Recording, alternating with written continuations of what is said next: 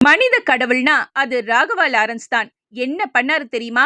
Dance master, நடிகர், இயக்குனர்னு multi tasking பண்ற Raghava Lawrence side by side மாற்றம் அறக்கட்டளை மூலமா ஏழை எளிய மக்களுக்காக யோசிச்சு யோசிச்சு உதவி செய்துட்டு இருக்காரு. அந்த வகையில மாற்றுத்திறனாளியான ஸ்வேதா அப்படிங்கிற சிறுமிக்கு அவர் முதலா எந்த துணையும் இல்லாம நடக்கிறதுக்கான 2 கால்களுக்கும் கருவிகளை வாங்கி கொடுத்தாரு. அடுத்ததா ஸ்கூட்டி வாங்கி கொடுத்தாரு. இதனால ஸ்வேதா ரொம்ப சுதந்திரமா சந்தோஷமா வாழ்ந்துட்டு இருக்காங்க. இப்ப ஸ்வேதாவை தன்னோட இடத்துக்கே அழைச்சிட்டு வந்த அவர் மேலும் ஒரு சர்ப்ரைஸ் கொடுத்திருக்காரு.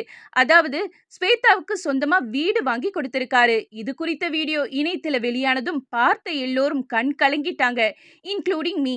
லாரன்ஸ் மாஸ்டர் கிட்ட ஸ்வேதா பேசும்போது ஆல்ரெடி செய்த உதவிகளை எல்லாம் லிஸ்ட் போட போட இல்லைன்னு சொன்ன அவர் கவுண்டவுனுக்கு பிறகு உனக்கு வீடு கட்டி கொடுக்க போறேன்னு சொல்லி கண் கலங்க வச்சுட்டாரு.